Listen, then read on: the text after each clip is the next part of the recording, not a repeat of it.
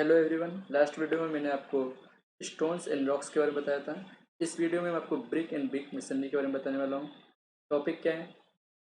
Brick ingredients, functions and effects and manufacturing of brick, types of brick, size, weight, IS code कौन कौन सा use करेंगे, failure क्या है ब्रिक्स के या मशीनरी के, और डिफेक्ट्स ऑफ ब्रिक्स क्या हैं, एंड टाइप्स ऑफ क्लोजर और सब अदर टॉपिक होंगे। तो स्टार्ट करते हैं इंग्रेडिएंट्स से। तो पहला इंग्रेडिएंट क्या है? सिरका। सिरका कितना यूज करते हैं? 50 से 60%। इसका यूज क्या होता है, फंक्शन क्या होता है? ये strength, shape and hardness provide करता है, और साथ ही साथ ये प्रिवेंट करता है श्रिंकेज इन क्रैकिंग को। Prevent shrinkage and cracking. लेकिन अगर ये एक्सेस में हो तो डिफेक्ट्स क्या आएगा? डिफेक्ट्स इसका आ जाएगा brick becomes brittle and weak if excess brick becomes brittle and weak। Second ingredient क्या है? एलुमिना। एलुमिना कितना यूज करते हैं? 20 से 30%।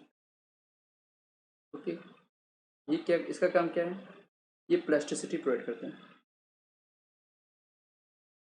Provide plasticity. ओके, जिसके कारण आराम से ब्रिक मोल्ड हो जाता है। और इसका इफेक्ट क्या होगा अगर एक्सेज में हो जाए तो? इसके कारण एलुमिना एक्सेज में हो जाए तो causes cracks in bricks. If excess में है तो कॉजेज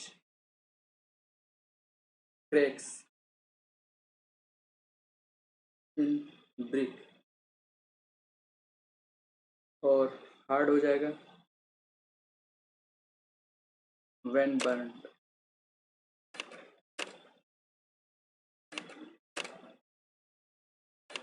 आल्सो अगर एलुमिना एक्सेज में है तो ट्राई करने पे warp warp on drawing.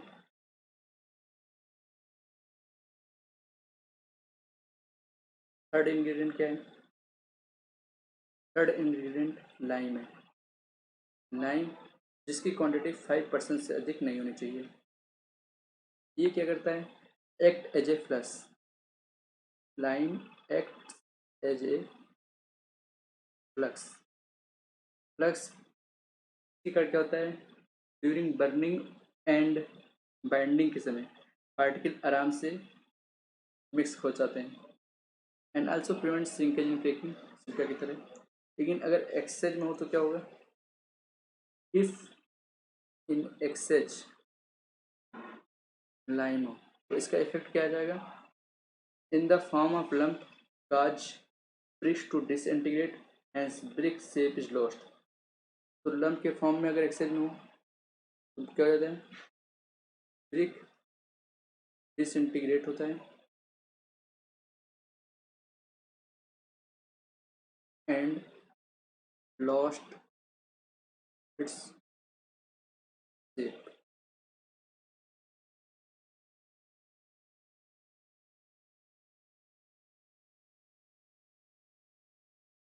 Lime हो गया।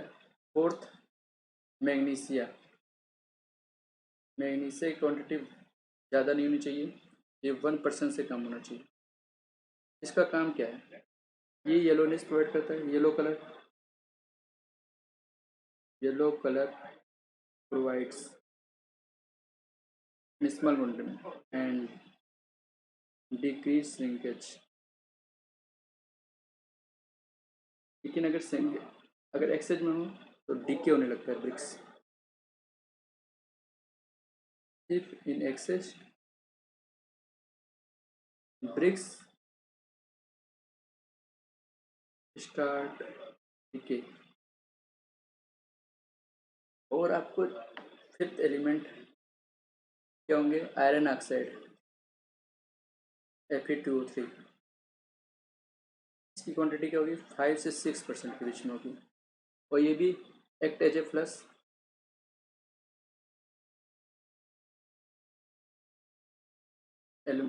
लाइन की तरह। और ये स्ट्रेंथ एंड हार्डनेस प्रोवाइड करते हैं और कलर रेड कलर प्रोवाइड करते हैं। ठीक है, तो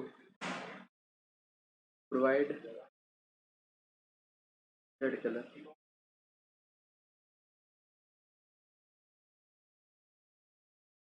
also improve durability and impermeability।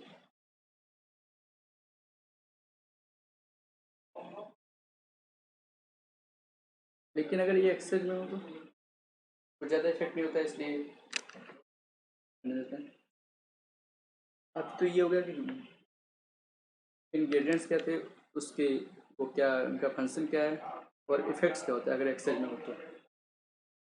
लेकिन नेक्स्ट टॉपिक क्या आता है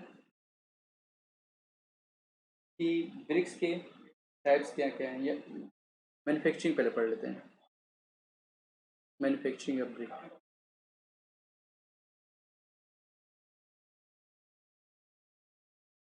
ब्रिक को कैसे बनाते हैं? ब्रिक के लिए ब्रिक अर्थ यूज करते हैं। अगर ये वेदरिंग के लिए हो, वेदरिंग के लिए हो तो वेदरिंग के लिए अगर ब्रिक अर्थ हो तो अच्छा रहता है। तो जनरली हम वेदरिंग के लिए वाला यूज करते हैं।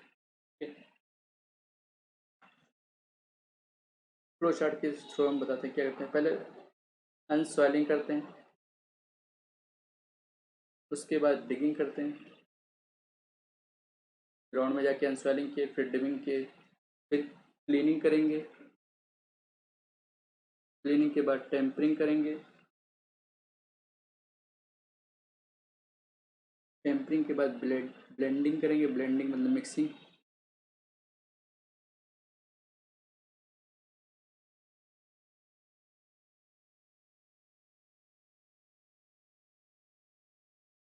ब्लेंडिंग, ब्लेंडिंग के बाद वेदरिंग।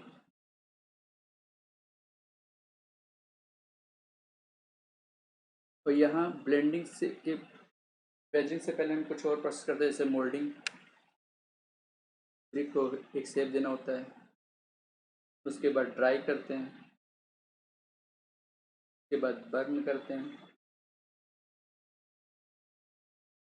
ब्लेंडिंग के बाद वेदरिंग करके छोड़ देंगे, उसके बाद ब्लेंडिंग करेंगे, मोल्डिंग करेंगे, ड्राइंग करेंगे, बर्निंग करेंगे और आपका ब्रिक प्रिपेयर्ड हो जाएगा।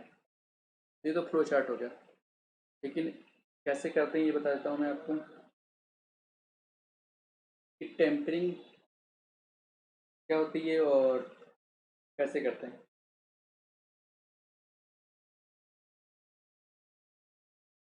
टेम्परिंग,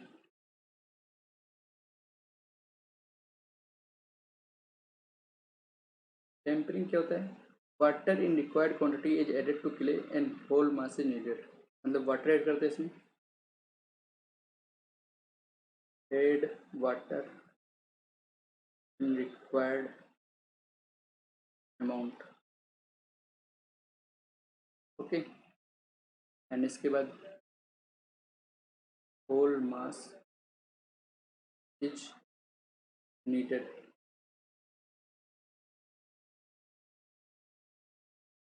मतलब जैसे कि ह्यूमन फूड या एनिमल फूड के थ्रू हम करते हैं। नीडिंग में क्या होता है मैं बता देता हूँ आपको। A process which makes a uniform mixture by pressing, folding and stretching a clay. Okay, Water and other ingredients are pressed under the heat of man or kettle to obtain homogeneous mass. Okay, तो यहाँ पे हम क्या करते हैं, human heat, okay, या animal food की help से हम प्रॉपर मिक्सिंग करते हैं. वी डू प्रॉपर, प्रॉपर की जगह यूनिफॉर्म लिखते हैं.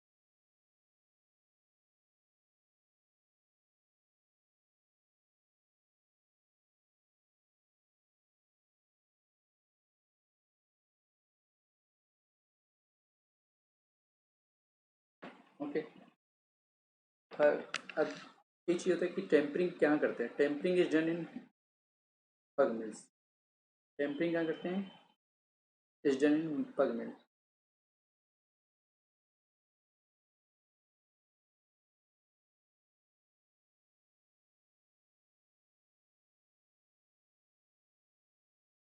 एंड इस ऑपरेशन को क्या कहते हैं, पगिंग बोलते हैं. And the process is called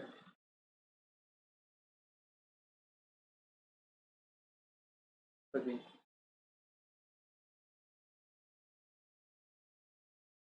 ये तो हो गया कि आपका ब्रिक कैसे बनाते हैं. अब ब्रिक को हम टेम्परिंग कर चुके हैं, नीट कर चुके हैं. मोल्ड कैसे करेंगे, मोल्ड के भी कुछ मेथड है, दो मेथड है.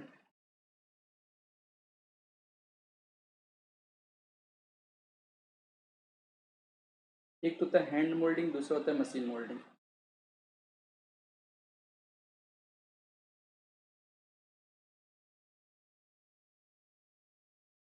इधर आ जाएगा मशीन मोल्डिंग. हैंड मोल्डिंग में भी दो प्रकार के होते हैं, ग्राउंड मोल्डेड ब्रिक्स होता है, एक टेबल मोल्डेड ब्रिक होता है. ये एक होता है ग्राउंड मोल्डेड,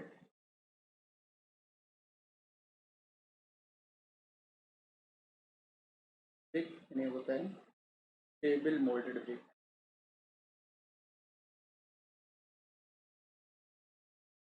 इन मशीन में क्या होते हैं,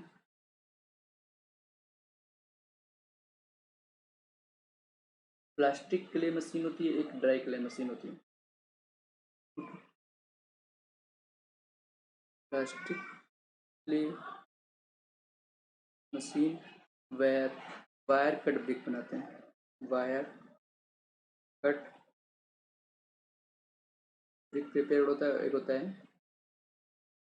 dry clay, dry clay machine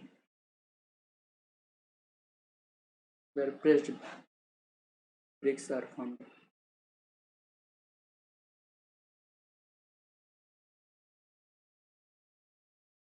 ठीक है, ये तो मोल्डिंग की बात हो गई. लेकिन ड्राइंग बर्निंग कैसे करते हैं, बर्निंग के दो मेथड हैं. इंडिया में जनरली फुलटन मेथड अडॉप्ट किया जाता है. बताता हूँ burning of BRICS. Burning of BRICS, okay, एक होता है क्लेम्प बर्निंग, इसे हम पाजा वाह भी बोलते हैं, पाजा वाह. और एक होता है आपका clean burning, clean burning. Okay, clean burning दो प्रकार के होते हैं, इंटरमीडिएट एंड कंटिन्यूस.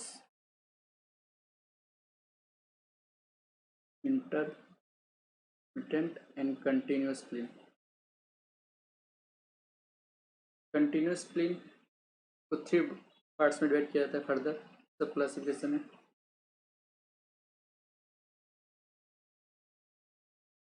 कौन कौन से हैं, एक होता है bull trench clean, bull trench clean. एक होता है हॉफमैन, हॉफमैन्स क्लीन. एक होती है टनल क्लीन, आपको बुल ट्रेंच और हाफमैन में डिफरेंस आपको पता होना चाहिए, क्योंकि बुल ट्रेंच क्लीन में क्या होता है, जनरली इंडिया में अडॉप्ट किए थे। ओके, इंडिया में जनरली अडॉप्ट किए हैं, लेकिन इसकी कुछ डिसएडवांटेज और एडवांटेज है हॉकमैन के कंपेरिजन में। इसमें more fuel and more space required होती है,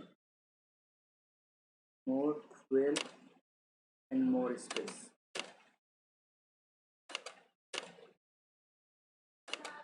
अगर हाफमैन के कंपेरिजन में देखें तो इसमें लेस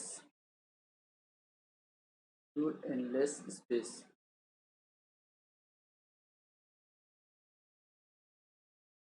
लेकिन यहाँ पे इनिशियल कास्ट क्या होता है, लो होता है।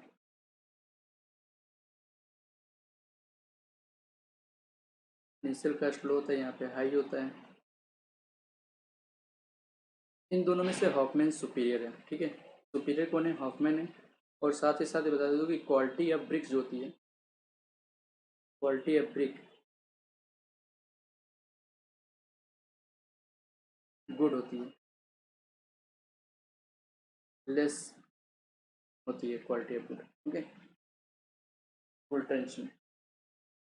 तो सुपीरियर आपका हॉफमैन्स होगा। इनिशियल कास्ट भले ही हाई हो, सुपीरियर हॉफमैन्स होगा।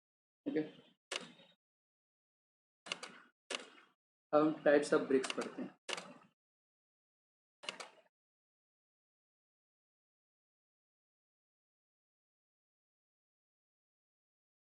टाइप्स ऑफ ब्रिक्स में देखो, एक होता है class first brick, second class, third class, and जो अदर बिल्डिंग में यूज करते हैं उस क्लास की ब्रिक होती है। ओके, तो फर्स्ट क्लास ब्रिक,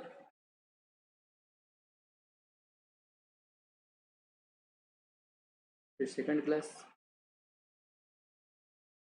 फिर third class.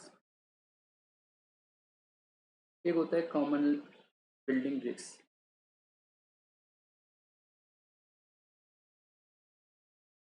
Common building brick. अच्छा, इसकी कंप्रेसिव स्ट्रेंथ कितनी होती है? इसकी कंप्रेसिव स्ट्रेंथ होती है 3.5 मेगा पास्कल।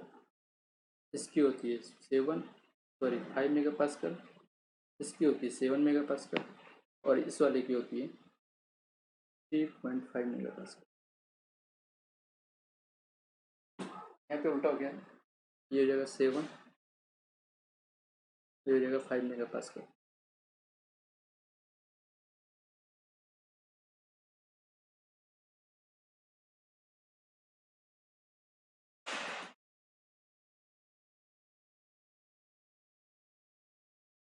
सेकंड क्लास की ज़्यादा होगी थर्ड क्लास के अंदर।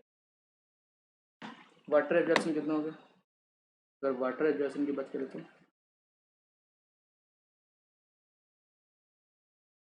इसमें 20%, फर्स्ट क्लास ब्रिक में 20% से ज़्यादा नहीं होगा।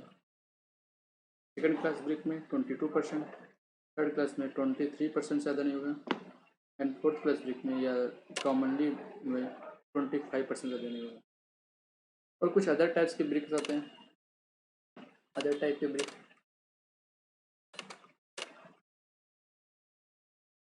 अदर टाइप के ब्रिक कौन कौन से होते हैं? जैसे कि होता है jumbo bricks, under burnt bricks. Okay,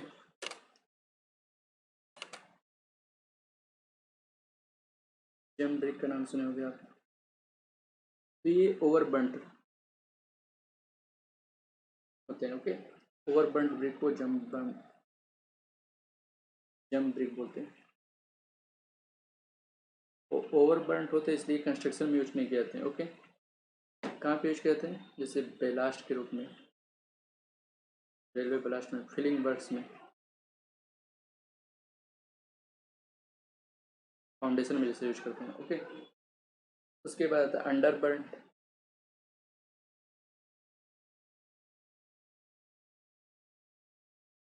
under burn brick भी कंस्ट्रक्शन में यूज नहीं किए जाते हैं। ओके, तो नॉट यूज्ड इन कंस्ट्रक्शन।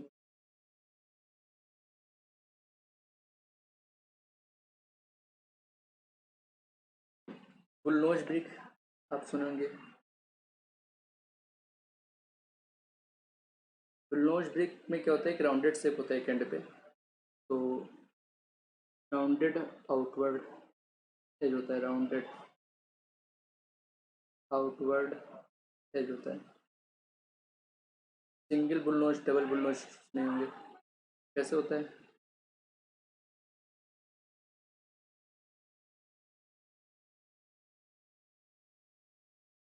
ये सिंगल बुलनोज है। डबल बुलनोज कैसे होता है?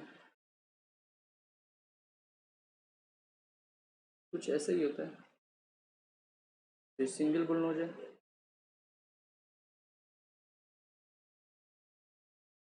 डबल बुलनोज है।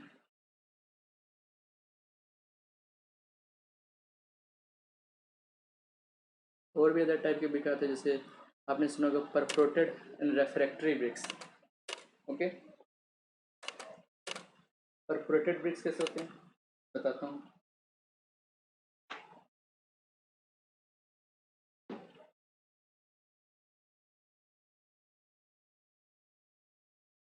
परफोरेटेड ब्रिक, परफोरेटेड ब्रिक जैसे आपने देखे होंगे कहीं मार्केट में,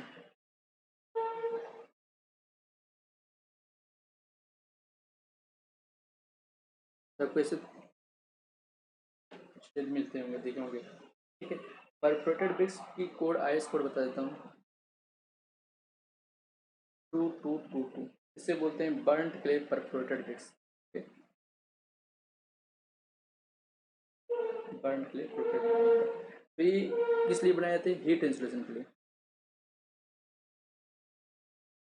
हीट इंसुलेटिंग होते हैं, और इसमें फ्यूल भी कम लगता है, मेटल भी कम लगता है।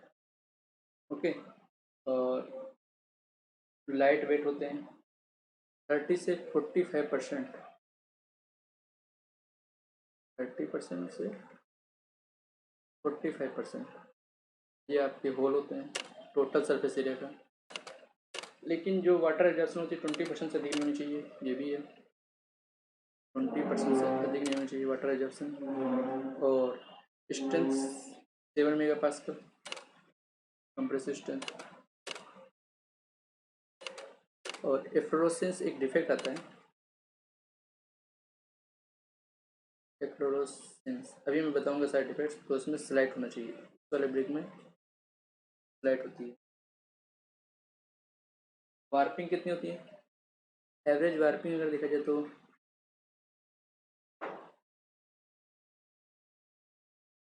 3% से कम होनी चाहिए। वाटर रिजेक्शन को 24%, 24 आवर रखते हैं ब्रिक को। अब एक ब्रिक और आता है जैसे रेफ्रैक्टरी ब्रिक्स। क्या होते हैं रेफ्रैक्टरी ब्रिक्स?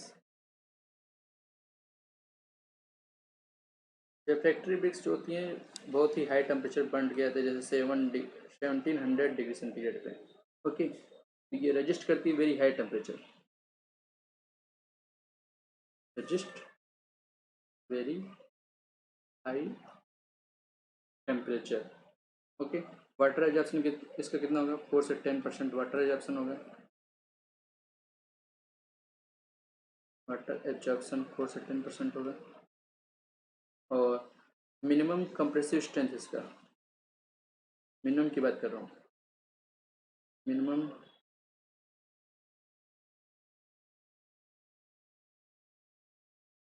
कंप्रेसिव स्ट्रेंथ इसका 32.5 मेगा पास्कल होता है। ये हो गया। ये कहाँ यूज की जाती है? यहाँ पे फर्नेस लाइनिंग यूज करते हैं, यूज्ड इन फर्नेस लाइनिंग। वहाँ पे टेम्परेचर ज़्यादा होता है, इसलिए फर्नेस लाइनिंग में यूज करते हैं। ओके, अब ये तो हो गया कि टाइप्स ऑफ ब्रिक्स क्या होते हैं। अब मुझे बताना है कि साइज ऑफ ब्रिक क्या होता है। Size of brick, size of brick. देखिए, अगर पूछा जाए कि एक्चुअल एक्चुअल साइज बोले, या आपसे बोले स्टैंडर्ड, या बोले मॉडुलर, तीनों एक ही बात है। तो इसकी साइज होती है 19 cross 9 cross 9 centimetre cube. Okay, अगर पूछे नॉमिनल साइज ऑफ ब्रिक क्या होती है, nominal size of brick 20 centimetre cross 10 centimetre cross 10 centimetre, इसे मॉड्यूलर ब्रिक बोलते हैं, इसे नॉमिनल ब्रिक बोलते हैं। ओके, अब स्टैंडर्ड इंडियन साइज क्या होती है, स्टैंडर्ड इंडियन साइज या बोल सकते हैं कन्वेंशनल साइज, उसकी होती है 23 centimetre cross 11.4 centimetre cross 7.6 centimetre. Weight कितना होगा, वेट होगा आपका 3 किलोग्राम मिनिमम, या 3 किलोग्राम का स्टैंडर्ड लेते ही हैं। यूनिट वेट कितना होगा, यूनिट वेट होगा आपका 90 to 20 किलो न्यूटन पर मीटर क्यूब। अगर आप ब्रिक देखेंगे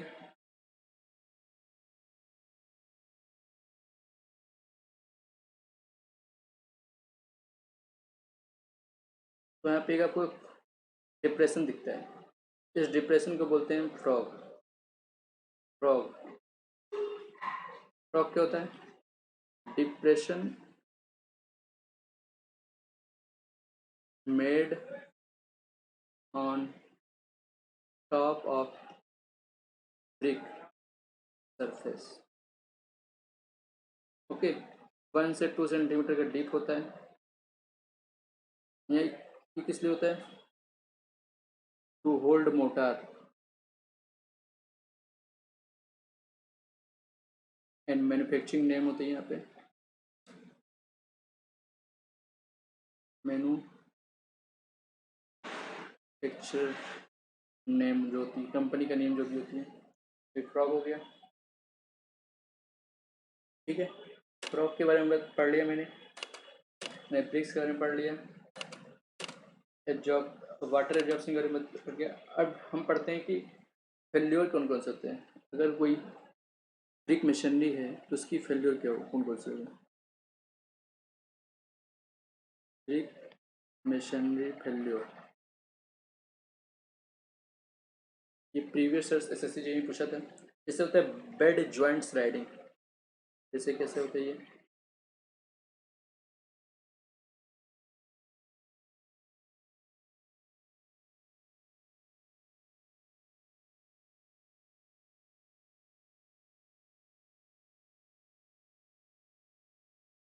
ये आप देख रहे हैं ना, ये बेड जॉइंट स्लाइडिंग, ये कौन सा फ्लोर है ब्रेक मशीनरी का, बेड जॉइंट स्लाइडिंग। दूसरा होता है रॉकिंग, रॉकिंग में क्या होता है देखिए, जो टो कंप्रेशन फेल्योर से बोलते हैं, टो कंप्रेशन फेल्योर,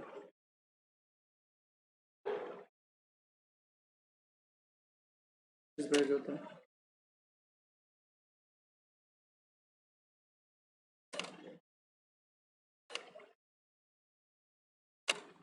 ठीक है, टो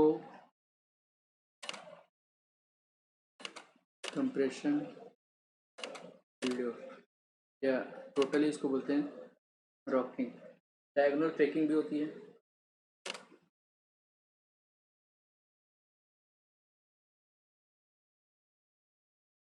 अगर कोई ब्रिक मशीनरी वाल है ये, ठीक है, सही से बन नहीं पा रहा,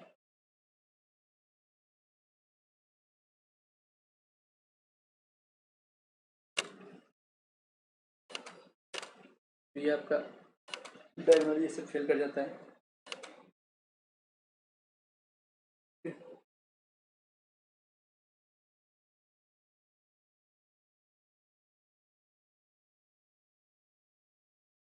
डायगोनल फेल्योर या क्रैकिंग बोल सकते हैं। एक होता है आपका horizontal crack, step crack and shear crack.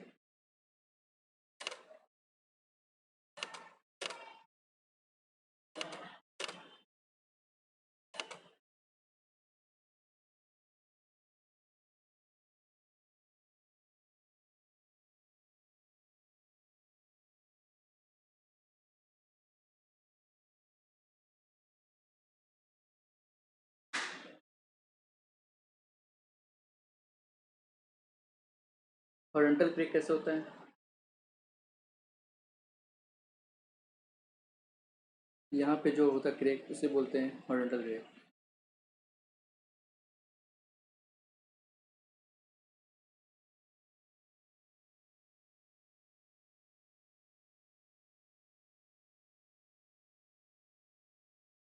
ये बन नहीं पा रहा है, लेकिन यहाँ पे जो होता है वो होता है हॉरिजॉन्टल क्रेक।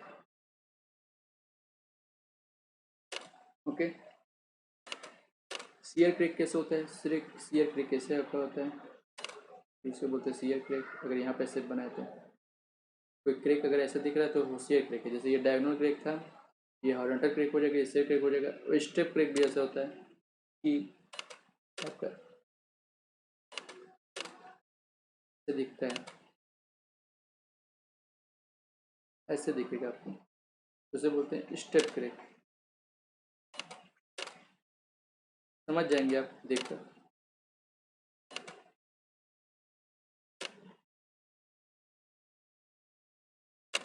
ये हो गया मेसनरी फेल्योर।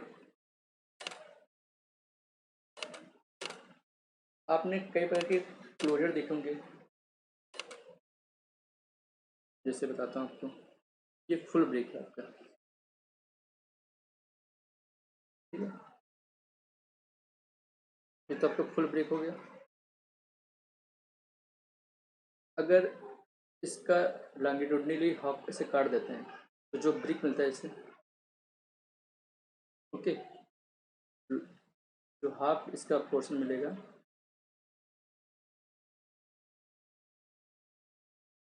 समझ रहे हैं,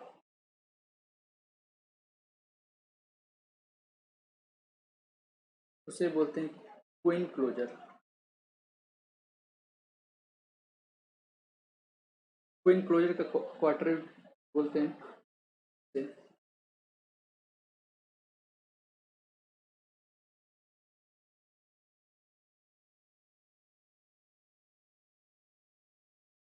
ये क्वीन क्लोजर क्वार्टर हो गया। फुल ब्रेक का 1/4 पार्ट से रह गया queen closer quarter. Queen closer कैसे मिलता है आपको? अगर किसी ब्रिक को फुल ब्रिक का, ठीक है, ये यहाँ से लेके ये पोर्शन अगर काट दें तो इसे बोलते हैं किंग क्लोजर। मतलब हाफ ऑफ विड्थ से लेके हाफ ऑफ इस विड्थ तक, दूसरे एडजेसेंट विड्थ तक, ठीक है, इसे बोलते हैं किंग क्लोजर। एक होता है बेवल्ड क्लोजर, तो कोई ये फुल ब्रिक है,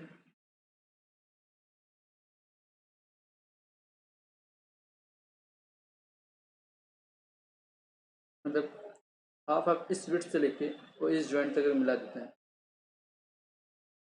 इतनी ब्रिक को काट देते हैं तो जो मिलता है इसे बोलते हैं बेवल्ड क्लोजर।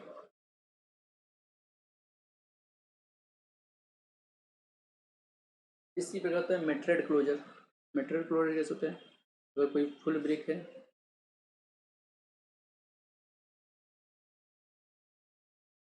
उसकी इस हाफ विड्थ से लेके नहीं, यहाँ से लेके इस जॉइंट से लेके इस हाफ विड्थ तक,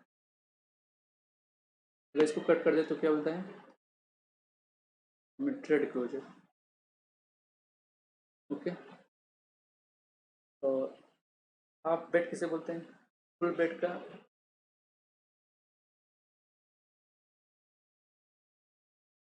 ये वाला, इस वाले पोर्शन को हटा देते हैं तो ये जो बेड मिलता है इसे बोलते हैं हाफ बेड। उसी प्रकार हम 3/4 बेड भी निकाल सकते हैं। 3/4 में क्या हो जाएगा? कोई फुल ब्रिक है, उसका 3/4 पोर्शन रहने दे और 1/4 काट देते हैं, इस 1/4 ब्रिक को निकाल देते हैं। ये जो ब्रिक होता है इसे बोलते हैं 3/4 क्वार्टर ब्रिक। अब दो प्रकार के और ब्रिक बता एक बार। एक होता है कॉर्निस ब्रिक। कॉर्निस ब्रिक कैसे होता है?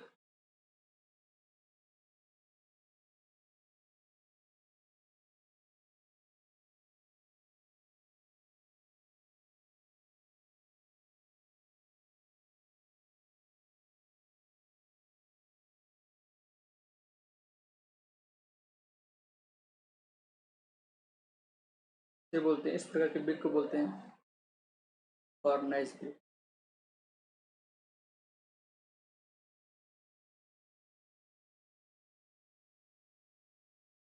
एक होता है वो स्क्वायर ब्रिक, जो कि आर्च में कौन सा ब्रिक यूज करते हैं?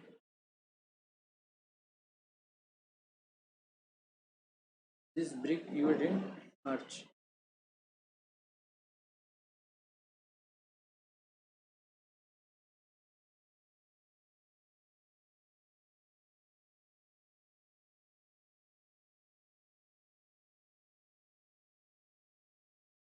इसे बोलते हैं वो स्क्वायर ब्रिक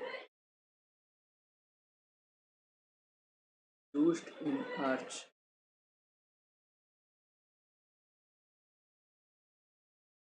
ये डिफरेंट टाइप्स के ब्रिक देखिए। अब मैं बताता हूँ defects in bricks. Defects in brick, brick में कुछ डिफेक्ट्स होते हैं, वो पढ़ लेते हैं। जैसे ओवर बर्न्ड ब्रिक है।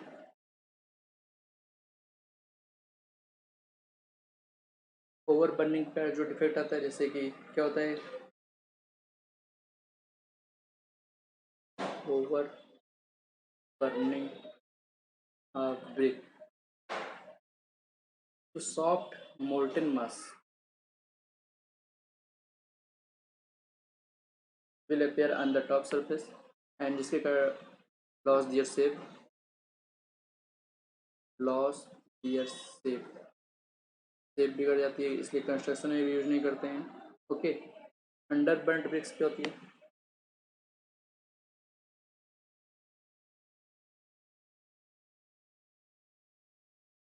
अंडर बर्निंग के कारण क्या होती है, इससे अगर प्रॉपर बर्निंग नहीं करते हैं, इनसफिशेंट हीट होती है, तो पोर्स जो होते हैं क्लोज नहीं होते हैं, not closing up pores.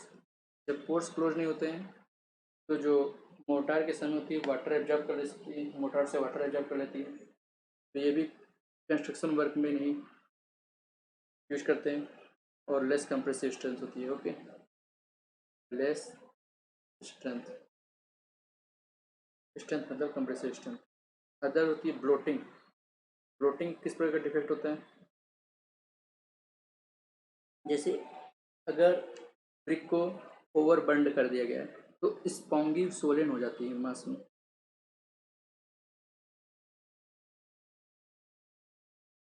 स्पॉन्गी, स्पॉन्गी Solan mass,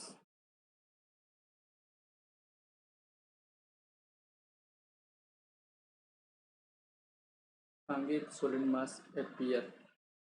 okay, ये तो हो गया ब्लोटिंग। उसकी कारण क्या होता है, इसको भी कंस्ट्रक्शन में यूज नहीं करते हैं। फोर्थ डिफेक्ट होता है आपका black core. Black core, black core कब आता है, जैसे कि अगर जो ब्रिक लेयर अगर कंटेन किया और बिटुमिनस मेटल, तो क्या होते हैं वो और कम्प्लीटली ऑक्सीडाइज नहीं होते हैं, जैसे बर्निंग प्रॉपर रहती है, तो ब्लैक कोर का स्पॉट बन जाता है ड्यू टू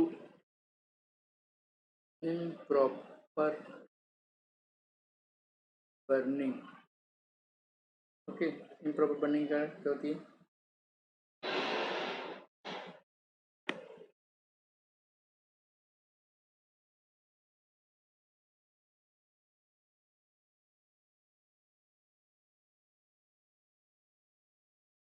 बिटुमिनस मेटल जो होते हैं या कार्बोनेसियस मेटल जो होते हैं, not completely oxidized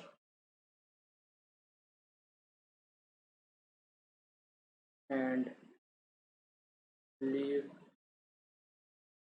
black spot, जिसे हम बोलते हैं ब्लैक कोट। ओके, एफ्लोरेसेंस, ये इंपॉर्टेंट है आपका।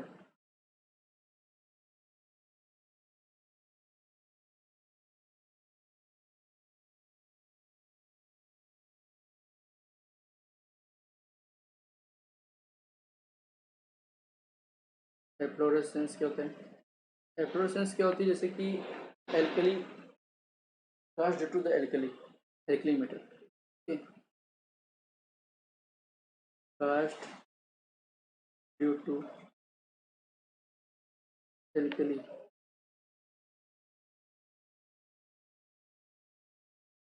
इसकी तो क्या होता है कि जब brick comes in contact with the water, they leave the white patches on the surface of the brick, okay, leave white patches on brick surface, okay. और अदर एफ्लोरेसेंस की कुछ क्राइटेरिया होते हैं, जैसे कि नील होता है। नील एफ्लोरेसेंस क्या होता है, जब आपका जो एफ्लोरेसेंस है अगर लेस देन 10% एक्सपोज्ड एरिया है, ओके, जो टॉप सरफेस है आपका एफ्लोरेसेंस का जो एरिया है टॉप सरफेस पे लेस देन 10% है, तो नील बोलते हैं, नील एफ्लोरेसेंस। स्लाइड कब बोलते हैं? स्लाइड एफ्लोरेसेंस जब बोलते हैं जब 10%, मोर देन 10% आप एक्सपोज्ड एरिया होते हैं। अगर greater than 10% exposed area of grid, it cover more than 10%। Moderate क्या होती है? मॉडरेट एफ्लोरेसेंस अगर 10 से 50% के बीच में कवर करती है efflorescence exposed area of brick. Heavy heavy heavy efflorescence क्या होती है? जब कवर मोर देन 50%, ओके। और सीरियस हो जाती है कि मतलब बिल्कुल सही कवर कर लिया है। Deposits are heavy with the powdering और फ्लेकिंग द सरफेस, ओके। ये बात आती है सीरियस, ओके। ये 5 आपको याद रखना पड़ेगा। स्लाइड कब होगी, मॉडरेट कब होगी, हैवी कब होगी? हैवी जब होगी जब जो एरिया ब्रिक जो उसका 10% से अधिक भी कवर हो जाए एफ्लोरेसेंस से, ओके। तो ये तो डिफेक्ट था। अभी कुछ डिफेक्ट्स और बाकी हैं, जैसे कि आपका है एफ्लोरेसेंस के बाद आता है चेक्स और क्रैक्स। चेक्स और क्रैक्स 6 टाइप का डिफरेंस किया जाएगा, चेक्स और क्रैक्स। चेक्स और क्रैक्स कब होगा? जैसे कि ये होता है लंप ऑफ लाइन के कारण या एक्सेज ऑफ वाटर के कारण, due to lump of lime or excess of water, excess of water हो जाए तो उसके कारण होते हैं, ओके। ब्लिस्टर्स क्या होते हैं? ब्लिस्टर्स डिफेक्ट क्या होते हैं? ब्लिस्टर डिफेक्ट्स क्या होते हैं? जैसे कि अगर सीवर पाइप हो या ड्रेन पाइप हो, air imprisoned in sewer and drain pipe, तो जो आपके डिफेक्ट्स उस वाले पाइप में मिलते हैं, ब्लिस्टर्स आ जाते हैं, ब्रोकन ब्लिस्टर दिखने लगते हैं। और लेमिनेशन क्या होता है? Lamination defects,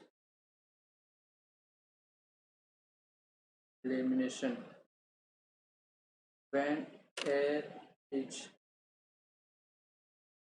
entrapped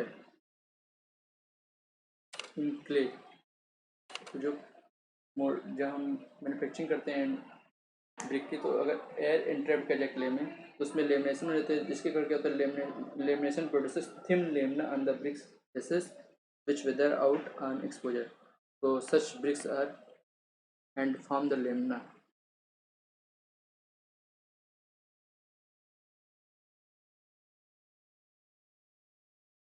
thin lamina on the brick faces.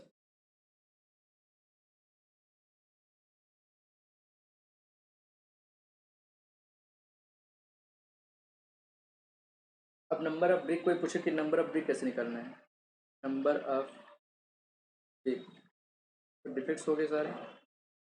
Number of BRICS के लिए जैसे कि स्टैंडर्ड साइज कितना होता है, हमें पता है कि 20 centimetre cross 10 centimetre cross 10 centimetre. अब पूछे कि 1 मीटर क्यूब में, in 1 metre cube number of brick बताएं।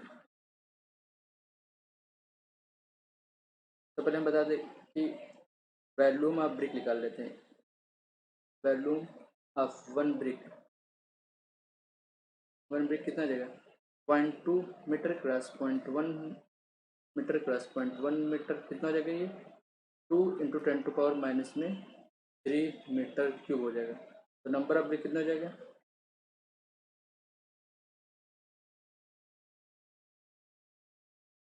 1 मीटर क्यूब में तो 1/2 × 10⁻³ ये ऊपर जाएगा तो क्या जाएगा 2000 हो जाएगा,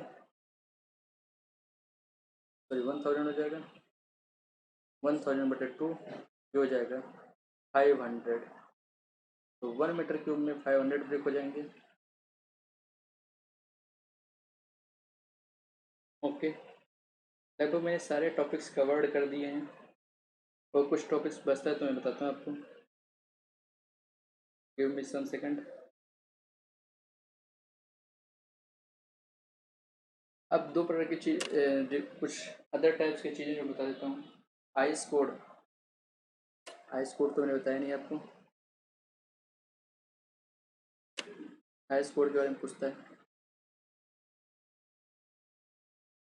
अगर आइस कोड अगर पूछे आपको 3101 क्या है, आइस कोड 3101 किसके लिए है, ये एल्युमिनियम कोलेप्सिबल ट्यूब्स के स्पेसिफिकेशन के लिए, एल्युमिनियम कोलेप्सिबल ट्यूब्स स्पेसिफिकेशन, उनके स्पेसिफिकेशन के लिए। ओके, अगर पूछे कोई कि IS 3102 किसके लिए, IS 3102 classification of solid brick, classification of burned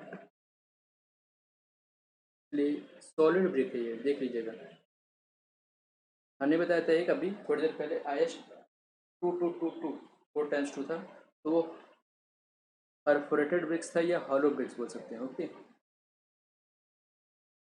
लेकिन यहाँ पे सॉलिड ब्रिक है। IS 3495 किसके लिए, इससे 4 पार्ट होते हैं, पार्ट 1 टू पार्ट 4। पार्ट 1 से पार्ट 4 में क्या हो जाएगा, पार्ट 1 में क्या हो जाएगा, IS 3495 का अगर पार्ट 1 है तो ये हो जाएगा कंप्रेसिव स्ट्रेंथ डिटरमाइन करने का, determination of compressive strength.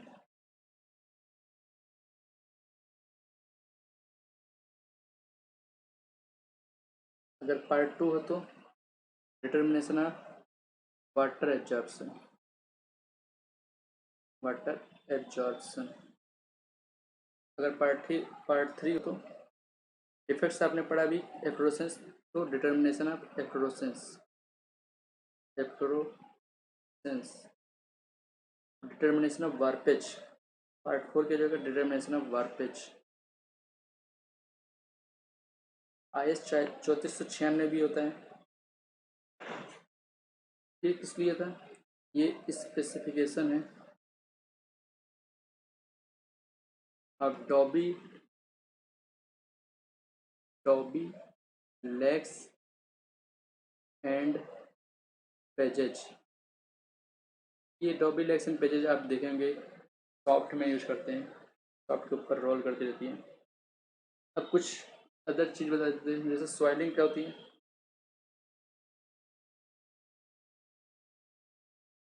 Swelling, swelling क्या होती है, जैसे स्वेलिंग जो होती है, जो किसी भी कंस्ट्रक्शन का जो बॉटम मोस्ट पार्ट होता है, जैसे सबसे नीचे वाला पार्ट होता है, उसी को बोलते हैं swelling, bottom most layer of component, bottom most layer of structure. यहाँ पे ब्रिक्स बड़े होते हैं, इसे बोलते हैं सोइलिंग। सोरिंग क्या होती है? सोरिंग हम बोलते हैं, ये एक टेक्निक है जिसके कारण technique used to support temporary support the structure temporary। Okay, ये आपका इंक्लाइंड हॉरिजॉन्टल वर्टिकल कुछ भी हो सकता है। टीपीसी क्या है? टीपीसी होता है डैम्प प्रूफ फोर्सिंग। ये प्लिंथ लेवल पे लगाते हैं, ऑन प्लिंथ लेवल पे, to to prevent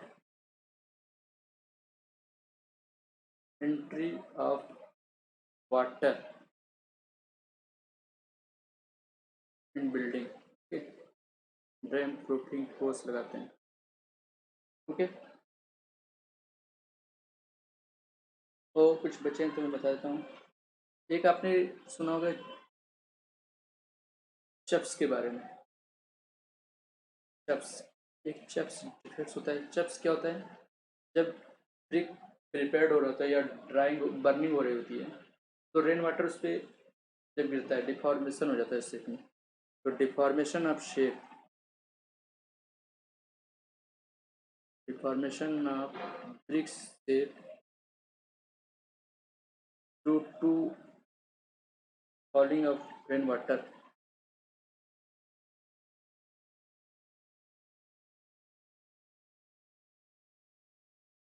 while it's burning। Okay, जब बर्न होते थे उस समय आपका जब वाटर गिरता है तो शेप डिफॉर्म हो जाता है, इसे बोलते हैं चप्स। ओके, लगभग मैंने सारे क्वेश्चन कवर कर लिए। एक चीज़ और पढ़ रहे थे कि टाइप्स ऑफ स्टोन मेसनरी कितने पढ़ते हैं? Types of stone masonry, okay, दो प्रकार की होती है। एक होता है एस्लार मेसनरी, एक होती है रबल मेसनरी।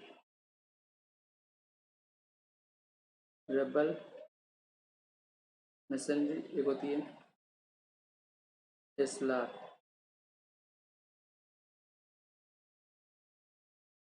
रबल मेसनरी में क्या करते हैं?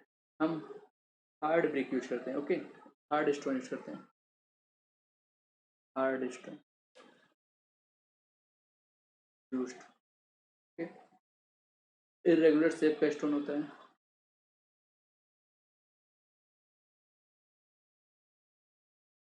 इरेगुलर शेप ऑफ स्टोन होता है, उसको यूज करते हैं।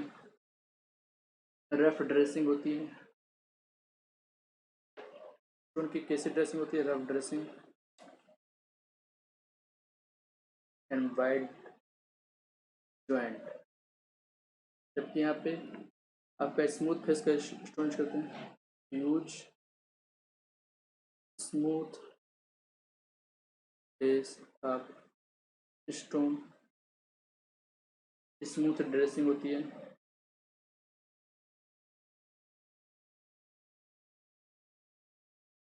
एंड आपका फाइन जॉइंट्स होता है, लगभग 3 mm का होता है।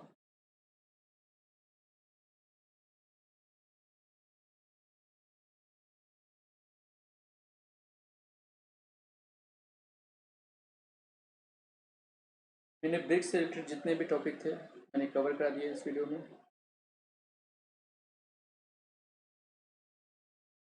मैं जानता हूँ थोड़ी सी राइटिंग बेकार है, लेकिन कंटेंट्स बहुत अच्छे हैं, ये सभी एग्जाम के लिए यूज़फुल है।